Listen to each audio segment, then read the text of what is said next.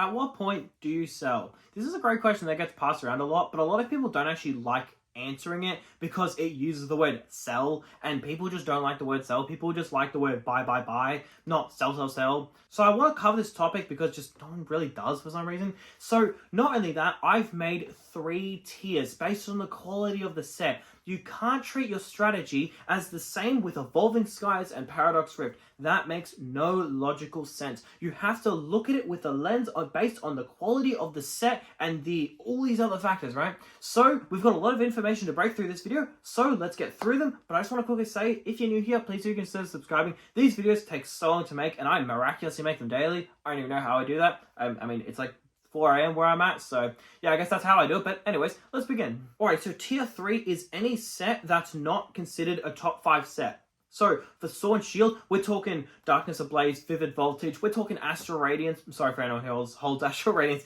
we're talking Rebel Clash, Sword and Shield base, those types of sets. People who hold these sets usually have 2 reasons why they held them, one of the 2. The first reason is that they speculated that it was an underrated set, but it never ended up getting the light shone on it that they really think it deserves. So what happens is it's just stagnant. Like Assurance is a great example. A lot of people said Assurance is underrated. Personally, me, I don't really see it. But clearly the market agrees with me. Clearly the market doesn't really see it because it didn't get that many reprints. And quite frankly, it's pretty cheap. So you've got sets like that. But then the other thing is when the sentiment changes. When Vivid Voltage came out, it sold out. It was going higher than the MSRP. And it had a lot of demand. But the sentiment changed. The sentiment changed for Rainbow Rares as a whole. So then people steered away from that set, right? So those are usually the 2 different types of sets that you get in this category. So if you've either bought a set where the sentiment changed or you just failed making a good call on a set, which is a-okay, don't worry about it. I'm here to help you. Your best strategy is once enough time has passed where you can firmly confirm that the sentiment is not changing and it was just a bad move. My best advice to you is to sell 90% of it. Let's just say you bought Vivid Voltage for $100 a booster box. It's worth like what, $220 now? Something like that. If it's worth $220 now, my advice to you is to just sell 90% of it. The reason is because you don't know what could happen. The sentiment for it could change eventually. This last 10% is called a moon bag. A moon bag is basically something where you've taken most profits on it. You've essentially forgotten about that investment. You made your money. You've moved on with your life. However, you just hold a little bit just in case the sentiment changes. And you know what? If you bought 10 boxes of Steam Siege, you bought them for $100. Years later, you sold them for $200 and you thought, you know what? Fair enough, whatever. Steam Siege, bad set, bad call, my bad, I'll improve next time. If you held 1 box, that Steam Siege booster box is now worth like, what, $1,000? Steam Siege is expensive as I don't even want to check what the price is. I'd be willing to bet it's more than $1,000. Steam Siege now, the sentiment has completely changed. So just in case the sentiment changes, another great example is Paradox Rift. Paradox Rift is not a top 5 set, but it's got a Roaring Moon inside, and it's the first set to ever have a Roaring Moon. If Roaring Moon ever becomes this extremely popular Pokemon, then Paradox Rift will go up like we've never seen before. But that's a big if. That could never happen. So what my advice to you is to sell 90% of it once you've confirmed it was a bad call and just hold that little percent.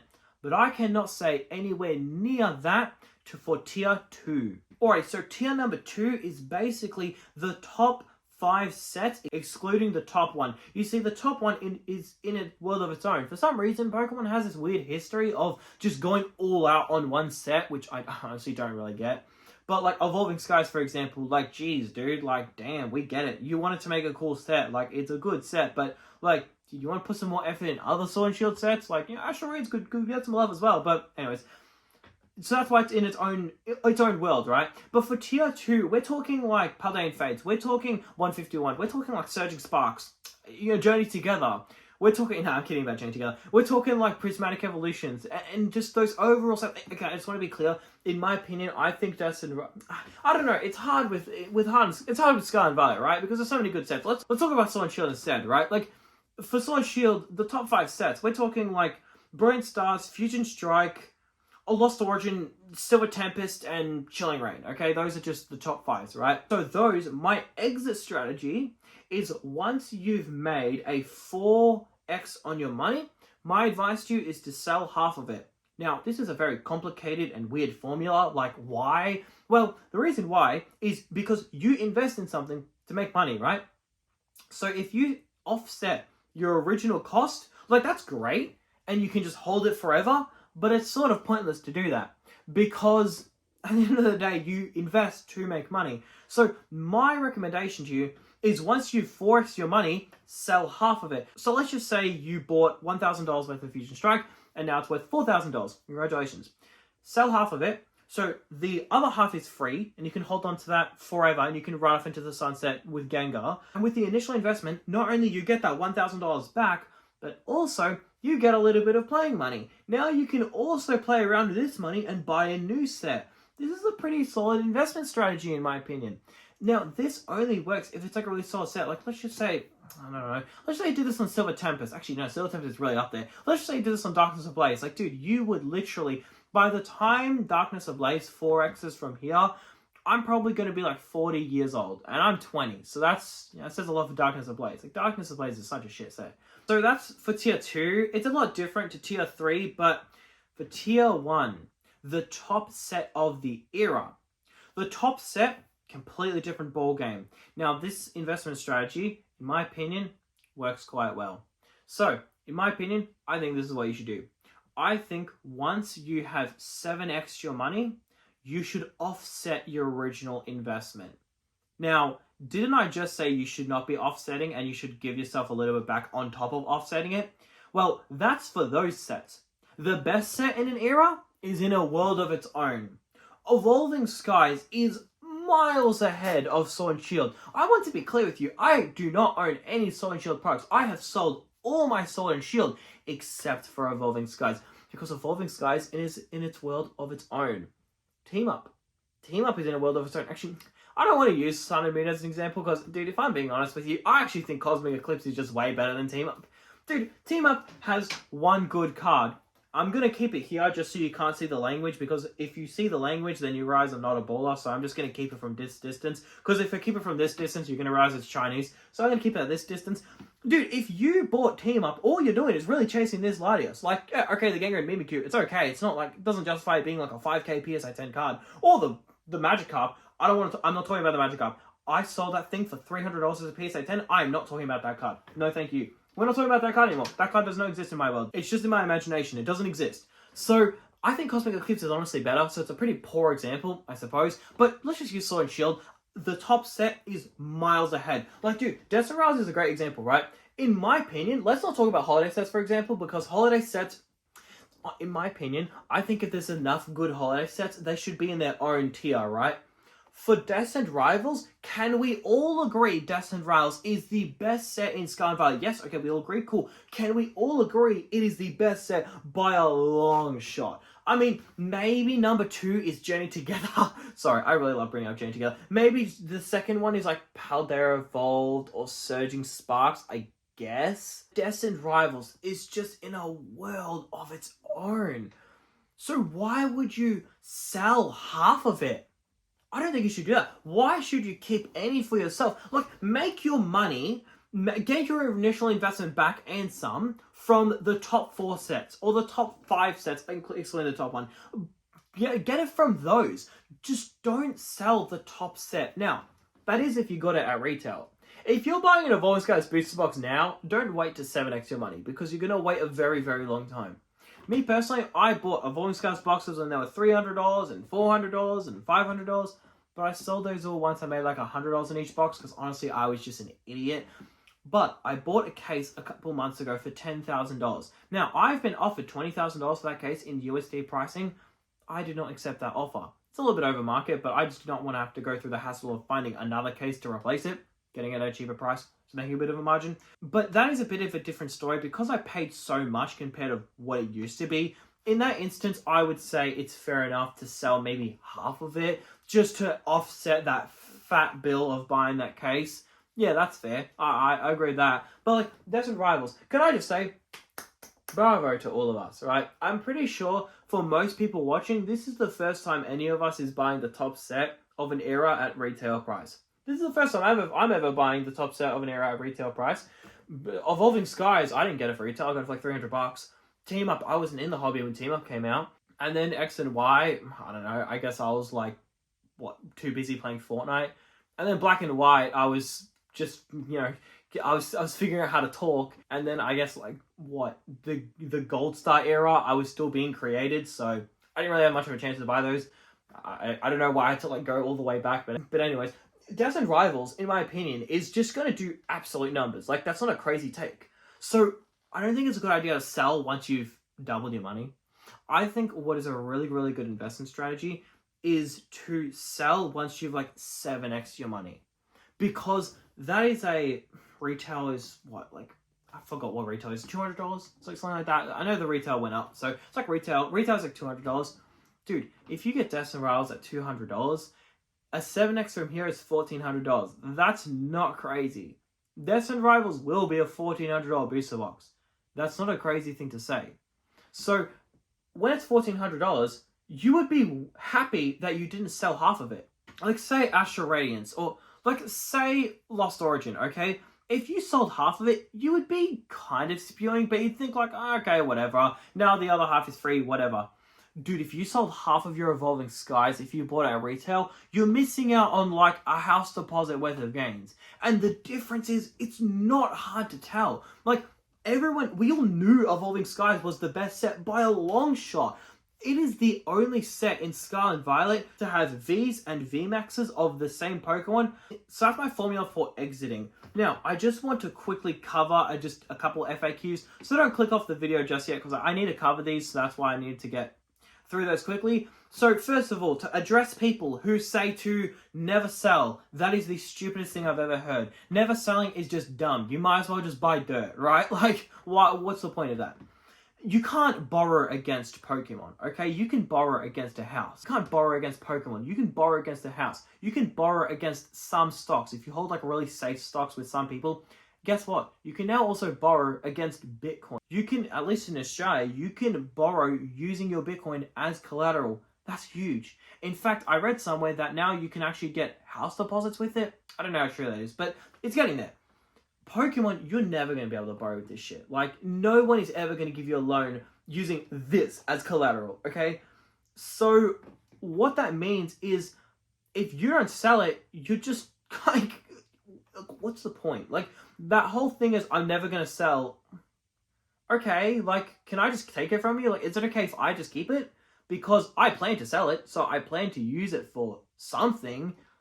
It makes no sense. It's almost like hoarding money on a bank account but never doing anything. It's almost like working a job but then not spending the money. Like, dude, that makes no sense. You've got to buy food. You've got to upgrade your car. You've got to buy a house. Like, that doesn't make sense, right? So, like, that makes no economical, logical, financial sense in the slightest. Let's talk about the other side where people just immediately take profit once they're up. Like, people say to me, they say, Sam, I bought Paladin Fates a couple months ago. I listened to you. Good job. Yeah, Paladin Fates is a very good set. They say, hey, I listened to you, I bought Paladin Fates, and now I've doubled my money or tripled my money. Should I sell it? Dude, no! Like, what? That makes no sense. You hold it for a couple months and you decide to sell it? That makes no sense. Paladin Fates is a banger set. It has, in my opinion, the best artwork of all of Scarlet and Violet. I've been saying that for ages now. Like, dude, I don't know why I did this, but I made a post, like, almost a year ago talking about how I think the Bubble Mew is the best card of Pokemon, but I had a couple and I just sold them for some reason. I don't know why I did, but anyways, that's another story for another time. Well, not really, I just said the whole story, but anyways. The thing is, if you sell everything, you're really going to ruin the potential of your gains. Like, once you're up a small amount, if you're up like 10x in your money, I guess might as well. But I want to use myself as an example, because I bought 22 Fusion Strike booster boxes at $100 each. Did you hold? And you know my answer is no. Once it went to like $120, I sold everything, thinking I was a genius. That was so stupid. I shouldn't have done that. I was able to accurately predict Fusion Strike was a little underrated. And I was able to predict it would just do absolute numbers, because at the time, Lost Origin was like $150. Like, Silver Tempest was more expensive than Fusion Strike. Like, Fusion Strike was really freaking cheap. So I saw that and I was like, okay, interesting. So I bought 22 boxes and I didn't hold it. If I did hold it, actually, I'm not going to calculate how much I would have if I did hold it, because I don't want to think about that number. Let's not talk about that anymore. Like, imagine I even just held one. Like, I thought it was a phenomenal set, and I thought it'd do really well. But let's just say I was a complete moron, and I just thought that Gengar was going to become no longer popular or something, and I just decided to sell all of it. If I could go back in time and say to myself, okay, but please at least hold one. That one booster box would be worth like $1,000 now. But no, I had to make a $20 profit on each box. The profit I made from selling 22 boxes, I would have made the exact same profit if I just held one and sold it now. That's pretty depressing. So the idea of quickly selling once you're up is just dumb, especially like Destined Rivals. Please do not sell Destined Rivals. If you have Destined Rivals, I'm genuinely begging you, do not sell it.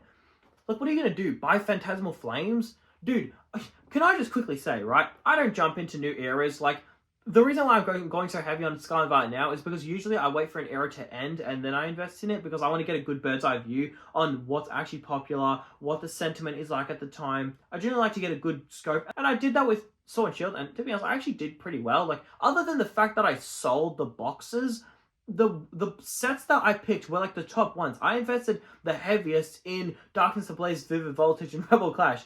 I'm sorry, I don't know why I'm in such like a joking mood today. But no, I invested in Lost Origin, Fusion Strike, and Evolving Skies. Those were my top picks. And they've done the best percentage-wise. So other than talking about me actually selling them, the strategy of looking at it with a good bird's eye view once the era is done actually kind of works. That's why I'm going so deep into Scarlet and Violet right now. People have been asking me, well, should you buy Mega Evolution or are you buying Phantasmal Flames? And my answer is just no. Like, I'm going to give it some time. Let's see the sentiment in the future, right? Do I think Charizard is going to do really well? Yeah, but guess what? Everybody thought Obsidian Flames was going to do really well. Like, when that set came out, oh my goodness, the hype for that Charizard was through the roof. Not even a week later, people realized, holy shit, the pull rates are easy. Like, the pull rate for the Charizard is easier than some holiday sets. Like, that's bad. The pull rate was like 1 in 200 to pull the Charizard. So once people realize it's not as special because everybody has it, and it's so easy to pull, where people start to get duplicates of it, that's where people went, oh, okay, this is actually kind of a boring set, and then everything just tanked, right? Now, sure, it's gone up now, but it's kind of because it got, no reprints. If it got a reprint, it would be the cheapest Scarlet Violet booster box. As well with Scarlet Violet base. Those two booster boxes would be the cheapest. If it did get the same printing that other sets got, like Paldera Evolved, it would be clapped. The only reason why it's up so much right now is because it didn't get many reprints. I just want to be clear on that. You can't really predict how many reprints it'll get. Like, that's not something you can really predict, and it's not sustainable to invest in that. Because people said that other stuff would get very short reprints. People said, a big thing that was speculated with that when it came out was Temporal Forces. I don't know why, but people speculated that Temporal Forces was going to get short printed for some reason. I think there was some distribution issue. I forgot what it was at the time. But there's this prediction that Temporal Forces was going to be the short printed set. Especially the fact that Pokemon usually short print one set from the first half of the booster boxes, and it so happened to be Obsidian Flames. So I don't know why people just jumped on Temporal Forces and they were wrong, but that's a complete side tangent. So people have asked me if I'm going to hold or buy Mega Evolution Phantasmal Flames, and my answer is just no, because we don't know what they're going to, we don't know how people are going to react to them, we don't know the pull rates, we don't know anything about it. Do I think the cards look cool? Yeah, I guess. Sure, it's Pokemon cards. Most of the time they look cool. Usually it's just a dragon breathing out fire. It's a tried and true method, right? But there's a lot more to it. Phantasmal Flames. All the people that said, oh, I'm going all in on Phantasmal Flames. When Phantasmal Flames pre-orders drop, I don't care if I'm paying 5x MSRP. And now that it's been released, that there's only 5 SIRs and there's 90 cards, people have gone, oh, hang on. It might actually be a bad set, but I thought it had a Charizard inside. That's usually a slam dunk. Like, dude, how'd Darkness Ablaze go?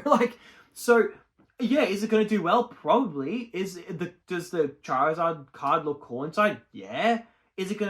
How is it going to perform in the long term? No clue. I have no numbers. I don't know the cards inside, other than, one leak. I don't know the pull rates. I don't know the other SIRs. I have nothing to work on. At least let the set come out and then ask me if I'm going to buy it. Holy crap. Don't get me wrong. You guys in the comment section, I really like all the comments you guys make. You guys make really nice comments. But dude, at least wait for the set to even come out before you even ask me if I'm going to be buying it.